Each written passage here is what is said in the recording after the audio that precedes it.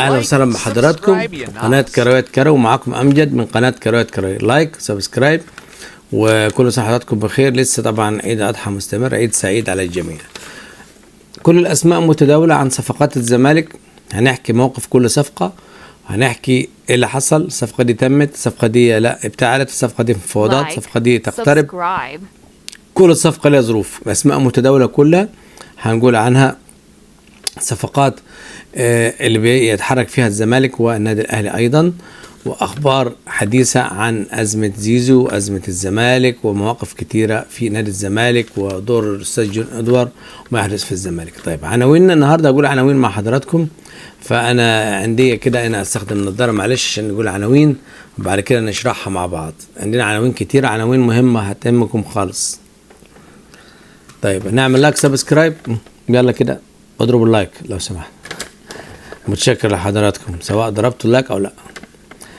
مستند هام يوقف زيزو، قنبلة رحيل نجمي الزمالك المتألقين، هذه أول 3 صفقات بالزمالك، خطة دعم حراسة المرمى في الزمالك، صفقتين أفارقة سوبر أمام ميدو ورفقائه بالاسم. هنقول الصفقتين دول أسماء جديدة أول مرة يتقالوا.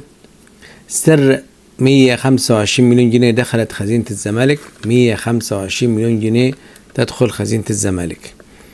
موقف زين الدين بالعيد حتى هذه اللحظة، موقف محمد شريف ثلاثي فاركو، ده أكتر حاجة بتتداول في الإعلام. هنقول القصة بالظبط والحقيقة، وأنا متأكد من الكلام ده وهتتأكدوا منه فيما بعد. هنقول القصة بالظبط في زين الدين بالعيد، محمد شريف ثلاثي فاركو، عمرو ناصر، أحمد شريف، وياسين مراي. قصة عبد القادر وقفشة وديانج وموقفهم الزمالك. قرار جون إدوار لزيادة صفقات الزمالك. مصطفى محمد يفاجئ جمهور الزمالك بقرار ناري، ومفاجأة تخص مصطفى محمد، مفاجأة مدوية. عرض خيالي لنجم النادي الأهلي، مفاجآت مدوية عن الراحلين في نادي الزمالك. طيب نيجي بقى نرجع للأخبار بالتفصيل. مستند هام يوقف زيزو. اللعيب عشان هو دلوقتي راح امريكا، بيقول انا رحت سياحه وبتاع. هو دلوقتي انت حتى لو رايح سياحه بتجيب خطاب او مستند يثبت انت بتلعب او ايه وظيفتك او نشاطك، بتلعب في نادي كذا. فانت طبعا الجواب ده او الخطاب ده لم ياتي من نادي الزمالك، فكده جاء من فين؟ من النادي الاهلي. كده اللاعب مخالف لانه كان على ذمه نادي الزمالك. ده من ضمن المستندات اللي الزمالك هيضيفها بناء على تسجيلات الفيديو اللي احد الوكلاء بيذكر ان زيزو بيتفاوض مع الاهلي من فتره طويله جدا، وقال الكلام ده، والفيديو ده مرفق في ملف زيزو. ملف زيزو موجود والزمالك هيكمل فيه، وما ينفعش ما يكملش. وفي كهرباء كمل واخد فلوس، وما ينفعش ما يكملش المجلس. هو عارف ليه ما ينفعش، عشان ده حق النادي وحق الجمهور. قنبلة رحيل نجمي الزمالك، وكيل واحد جايب عرضين. طبعا لما العروض تتقال فين هتعرف انها ليست عروض حقيقية، دي كباري. حسام عبد المجيد، ونجم احسن لاعب بيأدي في الزمالك حاليا محمد شحاتة، هو ناصر منسي. محمد شحاتة جايله عرض من كرواتيا، طبعا مع احترامنا يعني مش فريق مشهور او عرض مبلغ كبير، لكن ده عرض طريقه الى كوبري. وحسام عبد المجيد عرض روسي نفس القصة في طريقه الى الكوبري. الزمالك يدرك. حسام عبد المجيد لسه لم يوقع، الزمالك عارض عليه يمضي ويمدد له، ولو جاله عرض قوي عن ده وبضمانات معينة ونسبة عائد بيع وعرض ضخم ممكن ينتقل. لسه اللاعب لم يرد على الزمالك. محمد شحاتة لو يوجد مشكلة لديه، ولو يوجد مشكلة لديه في التجديد، ولسه عقده ممتد وموافق على التمديد وموافق على البقاء في الزمالك. ومحمد شحاتة لو يوجد أزمة، لكن دي زي ما قلنا دي كانت يعني العرضين دول كباري لانتقال خارج نادي الزمالك. هذه أول 3 صفقات تتم بالزمالك ما بين مؤيد وموافق. أول 3 صفقات بتتم في الزمالك اللي هم مين؟ أول واحد محدش عاوزه، مع أبو جبل، محمد أبو جبل في اعتراض شديد، نسبة كبيرة جدا. لجنة التخطيط عامة هيجيب معه حد تاني، احتمال محمد علاء أو حمزة علاء. الزمالك عمل عرض لحمزة علاء قدامه حمزة علاء عرض بيراميدز وعرض الزمالك، واللاعب يفكر والزمالك يتمنى حمزة علاء لأنه الأفضل حاليا، وفي محمد علاء. طيب مين الصفقات الثلاثة اللي تموا في الزمالك يعتبر خلاص رسمي؟ طارق حامد بنسبة 95% محمد أبو جبل، كلمنت مزيزي على فكرة كان بيلعب في الفريق، كان بيلعب في فيستون مايلي ولعب مكانه يعني، وهو واخد تاني مهاجم الدوري بتاعه. هو صفقة كويسة بس في أفضل منه، لكن هو صفقة كويسة. فمزيزي، طارق حامد، أبو جبل. صفقات مش سوبر، هتقول لي التنين دول كبار في السن. أبو جبل لا، أنا شايف طارق حامد هينجح في الزمالك، أبو جبل ما اقدرش أحكم عليه. أبو جبل أصلا يعني أنا كتير قلت إن هو أقل من الزمالك وأقل من عواد أصلا. مزيزي صفقة كويسة بس عايز عايز دعم وعايز اكتساب ثقة عشان سنه صغير. خطة دعم حراسة المرمى بالإضافة لأبو جبل هيبقى في محمد علاء أو حمزة علاء زي ما قلنا، والزمالك منتظر رد من أحدهما. طبعا دول مكاسب لو أي حد فيهم جاء، خاصة حمزة علاء. صفقتين أفارقة سوبر أمام ميدو، دول أحد الوكلاء عرضهم لسه على لجنة التخطيط وطاقم سكاوتنج، والكابتن ميدو وكابتن حازم. الاثنين دول مين دول؟ خوليسو موداو، لاعب باك يمين بتاع سان داونز، لعيب ده كويس على فكرة ولاعيب حريف، والزمالك محتاج باك يمين يساعد عمر جابر لان احمد محمود ماشي، وعمر جابر ملوش بديل، وعمر جابر برضه سنه كبير وبيقاتل في الملعب بس سنه كبير لازم يكون ليه بديل. ومايكل اولينجا ده فري ومهاجم بيلعب في الدحيل القطري، لاعب كيني موهبة اسمه مايكل اولينجا، حاليا حر. ممكن الزمالك ده كمان معروض على الزمالك، فهل الزمالك هيوافق عليه بناء على الارقام بتاعته وتحليل الاداء؟ وطاقم السكاوتنج هو اللي هيقول لنا اللعيبه دي هتفيد الزمالك ولا لا، اللي هم اللي انا قلتهم توي. يبقى لعيب سان داونز اللي هو موداو، ولعيب اولينجا اللي هو لاعب الدحيل القطري. بشرى لجمهور الزمالك، بشرى نادي الزمالك ومحبي نادي الزمالك. خلاص كده في خزينه الزمالك 125 مليون جنيه حق البث التلفزيوني والفضائي. استلم الزمالك حق البث الفضائي والتلفزيوني 125 مليون جنيه، هتساعد في موضوعات كثيرة في أزمات. عامة الصفقات السنة دي في دعم من أكتر من مصدر، أنا قلت الفيديو اللي فات وانتوا عارفين الكلام ده، في أكتر من مصدر، فالصفقات هذا الموسم أفضل. الأجانب هيكون فيهم صفقات سوبر، الصفقات المحلية فوق متوسطة. شوف أنا قلت أسماء كتيرة في الفيديو بتاع امبارح والنهاردة دي اللي بحكي عليهم. يعني انت عندك الثلاثي بتاع مثلا ثلاثي هنحكي عليهم دلوقتي، ثلاثي فاركو وقصة زين الدين بالعيد هنحكي قصة دلوقتي. عامة الصفقات المصرية فوق متوسطة، الصفقات الأجنبية هيكون فيهم 2 سوبر، هيكون فيهم 2 أو 3 سوبر على الأقل 2 يعني، فبرضه هيكون في تحسن على الأقل، أفضل من آخر صفقات وأفضل من السنين الماضية، على الأقل أفضل من السنين الماضية، وعلى الأقل اختيارات لعيبة كورة ومحللين أداء، وفي ناس في طاقم سكاوتنج في لجنة التخطيط، وفي لعيبة كورة بتختار حازم وميدو، نثق في قدراتهم. زين الدين بالعيد حتى هذه اللحظة الدحيل أقرب لي. اللي حصل كده أنا هقول قصة زين الدين بالعيد. اللي حصل في قصة زين الدين بالعيد حرب وكلاء، بمعنى الزمالك بطيء في التفاوضات، بطيء في انهاء الصفقات. الاهلي مش داخل معاك لان الاهلي عنده ازمه في الاماكن، ما قدرش يجيب واحد سادس، فلسه مش جاي يعني، هو دلوقتي في كاس العالم للانديه ومبتعد الى حد ما. كان ممكن تخلص الصفقه، وصلت ل 800,000 دولار، دخل وكيل تاني، حصل خلاف مع الوكلاء، بعد كده دخل مين بقى في الصفقه؟ اتاخر الزمالك، دخل الوكر القطري وعرضه أفضل من عرض الزمالك، عرض الوكر القطري، فاللاعب معلق، اللاعب يتمنى الذهاب للزمالك، لكن عرض الوكر القطري، نادي الوكر القطري أقوى من عرض الزمالك، فهو يقترب حتى هذه اللحظة من الوكر القطري. فكده زين الدين بالعيد بنسبة 60% أو 70% في الوكر القطري، إلا لو حصل أي خلافات أو اللاعب أصر على الزمالك هنشوف، لكن هو يبتعد عن الزمالك. محمد شريف الخلاصة بتاعته هنقول هو وثلاثي فاركو. محمد شريف ميدو اتفق معاه، واللاعب فجأة غير كلامه. ازاي؟ اللاعب طلب مطالب تانية وطلب بونص وطلب مطالب مادية أكتر، فالزمالك صمم على حياة. صمم على لأن هو أصلا محمد شريف في انقسام عليه، يعني هو ارقامه الاخيره مش حلوه، وكان في الاهلي نزل مستواه، بس انا قلت وكلامي مش هغيره، مهاجم متميز ويجي منه ولعيب دولي وعنده مهاره وعنده خفه وتحرك في الملعب، يعني مكسب للزمالك. لكن ارقامه حاليا مش حلوه فمش مضمون، لكن هو خامه كويسه.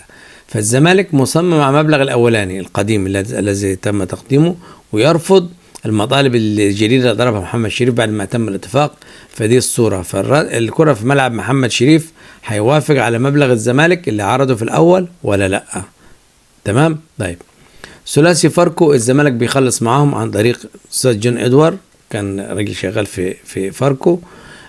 ياسين مرعي، احمد شريف، عمرو ناصر. في الثلاثه دول في عمرو ناصر عامل مستوى هايل، صفقه فوق متوسطه او ممكن نقول صفقه جيده. ياسين مرعي صفقه جيده. ليه؟ اصلا لعيب بيطلع بالكوره وبيجيب اهداف، الاهلي كان يتمناه وكان من افضل الرقم واحد في المدافعين اللي كان هيجيبهم. في الاخر اختار بيكهام عشان الخبره اللي عنده، كان في الاهلي قبل كده، لكن لعيب مميز. احمد شريف متوسط، احمد شريف لعيب يعني ممكن نقول اقل شويه من مستوى الزمالك. فكده الصفقتين دول صفقات جيده وفيهم لاعب متوسط، ما فيهمش حد سوبر. لكن الزمالك يعني اللعيبه دي افضل من لعيبه كتير في الزمالك، يعني اللعيبه دي عمرو ناصر افضل من لعيبه كتير، تمام. ياسين مرعي افضل من لعيبه كتير. فاذا دي اضافه للزمالك، مش سوبر لكن اضافه، والزمالك محتاج اللعيبه دي. عشان نخلص قصه لعيبه الاهلي المعروضين على الزمالك، الموضوع صعب صعب صعب جدا. عبد القادر وقفشه وديانج. عبد القادر طلب يحدد مصيره، ما حدش رد عليه، كان مصاب، انتهى عقده مع النادي بتاعه. الزمالك دخل في مفاوضات معاه بس بشرط ان هو اللاعب يحصل على الاستغناء او يتم فسخ العقد بالتراضي. طبعا ده مستحيل الاهلي يعمله لانه عارف ان اللاعب هيروح الزمالك. دي فرصة صعبة جدا، الا لو اشترى لعيب، يعني هو دلوقتي بيجيب صفقات او اللاعب اصر او الح انه يحدد مصيره وانه ينتقل او بس برضه الاهلي مش هيديها له. قفشه نفس القصة، حاسس ملوش فرصة، صفقات كتير جت الاهلي وهو مش بيشارك، وحاسس انه بيبتعد عن الصورة. محمد مجدي قفشه وحاسس باستياء، والزمالك عمل مفاوضات معاه واللاعب اعترف بهذا الكلام، لكن المواضيع لسه معلقة. ديانج ممكن يكون اقرب واحد ليه، لان الاهلي بيفكر يمشي ديانج عشان يجيب حد اجنبي، يجيب لعيب اجنبي مكان ديانج ده اللي هو ممكن ديانج. وكمان الاهلي هيحاول لو هيمشيه ممكن يمشيه من الانديه التي تبتعد عن نادي الزمالك، ليس الزمالك او بيراميدز، النادي اللي لها علاقات مع الاهلي زي سيراميكا او زد او كده. قرار جون ادوار يزيد صفقات الزمالك. ايه القرار اللي عمله استاذ جون ادوار؟ قال ان في ميزانيه خاصه لفريق الكره، ده قرار هايل. حصلت ازمه ماليه، حصل دروب، حصل اي شورتج، اي حاجه في الميزانيه، خلاص لا انا ماليش دعوه، انا ليه ميزانيه فريق كوره، صفقات، دعم الفريق، مستحقات، دي لوحدها، عن طريق ان هيبيع اللعيبه والراحلين هيبيعهم، ويستفيد بقطاع الناشئين، وهيعمل اعارات وياخد مقابل كويس. تسويق اللعيبه هو الراجل ده شغلته ناجح فيها وليه تاريخ قوي، يعني ليه تاريخ ناجح ومدير تسويق محترم ذو سيره ذاتيه طيبه جدا. طيب، عمل حاجه تاني، تبرع رجال الاعمال داخل العقد. بس استاذ ممدوح عباس زعلان لان بيدفع مثلا محبه كده، بيحب شيكابالا، يحب يدفع له، قال لا، لو هتدفع لشيكابالا يبقى المبلغ ده يضاف في العقد في صيغه التعاقد حتى لا تحدث مشكله بين اللعيبه وكله يطالب بنفس المبلغ، ونفس الوقت كده انت بتساعد الزمالك، كده بتخفف العقد. فدي فكره كويسه من الاستاذ جون ادوار. استفاده من بيع اللاعبين، اي لعيب يمشي يرحل، اعاره، بيع، يبقى الزمالك يستفيد من وراه. قطاع الناشئين، تصعيد اللعيبه والاعاره واستفاده بمقابل مادي، يعني هو عنده خطه وحاجات كتيره هتساعد الزمالك ويجيب له موارد ماليه، وده ما يحتاجه الزمالك في هذه الفتره الحساسه. مصطفى محمد، هنقول الخبر ده بس ممكن الزملكاويه يزعلوا يعني، بس احنا يعني بنقول اللي هو البوادر. يعني زيزو قبل ما يمشي كان بيغني مع الجمهور، واكتر من لاعب كان بيغني مع الجمهور، وشفتوا انتوا لعيبه كتير مشت من الزمالك كانت بتغني مع الجمهور. مصطفى محمد في مفاوضات بينه وبين الاهلي حتى هذه اللحظه. ده كده ممكن يروح الاهلي ليه؟ لو هو مثلا رافض، احنا يعني انا قلت يمكن في فيديوهين ان هو باقي في الزمالك والكلام من ده، لا ده مش مقياس.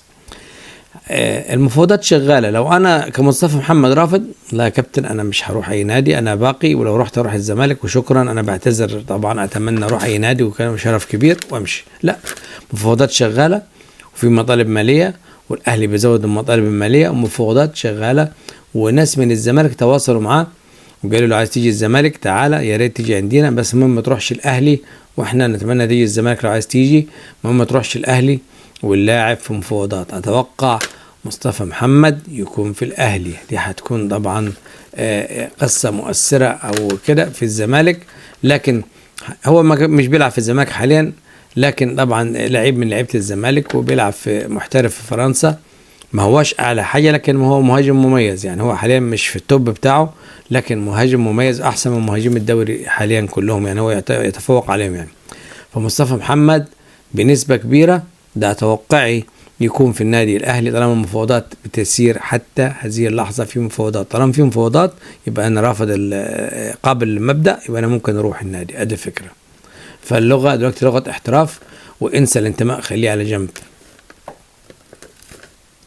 عرض خيالي لوسام ابو علي، وسام ابو علي جاله عرض خيالي من نادي سعودي ب8 مليون دولار، واللاعب مصمم، والعرض الاهلي هيستفيد بيه جدا، هيكسب فيه، وعشان كده الاهلي بيفكر في مصطفى محمد، وبيفكر في فاكرين يوسف ساليتش كمان، ده فلسطيني ولاعيب مميز ومحترف بره وارقام ممتازه، وكمان مش هياخد مكان اجنبي. فمصطفى محمد الاهلي مصمم عليه، وكابتن الخطيب مصمم على مصطفى محمد، وفي امل كبير انه يجي. لأسوأ الظروف هيكون يوسف ساليتش، او ممكن يوسف ساليتش يجي لان هو يقيد كلاعب فلسطيني عامه.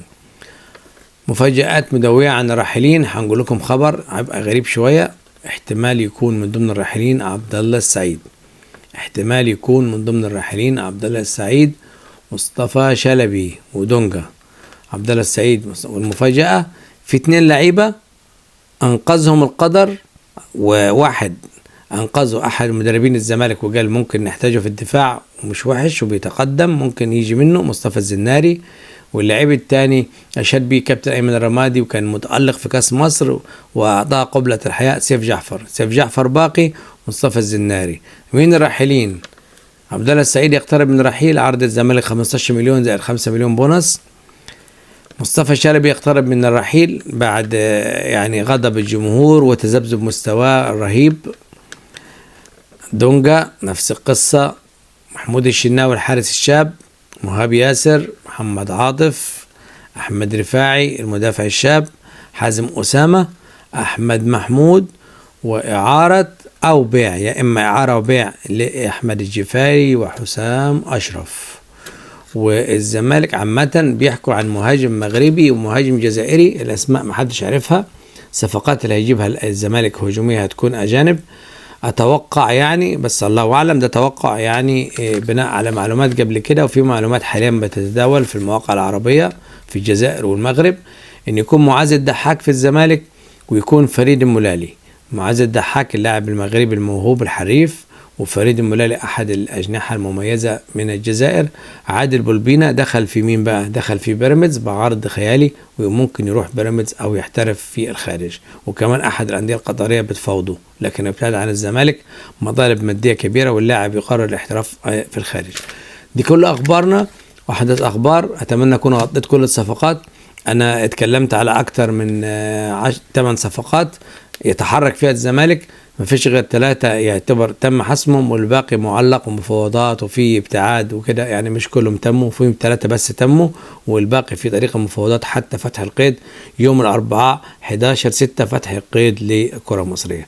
تمنيتنا بالتوفيق للجميع، وتمنيتنا بالتوفيق لكم، ويكون عيد سعيد عليكم، وننساش نعمل لك سبسكرايب، وشكرا على اللايكات اللي بناخدها والسبسكرايب، شكرا على المشاهدات، واتمنى اكون عند حسن الظن، وبنجيب لكم الاخبار ونتاكد منها من اكثر من مصدر لمزيد من المصداقيه، لمزيد من الاستمرار، والمزيد من الاحترام لحضراتكم. وسعدت بيكم، كان معكم امجد، قناه كرويات كروي، كل ما هو جديد. وما تنساش لو سمحت لايك وسبسكرايب، والى اللقاء، تحياتي لكم.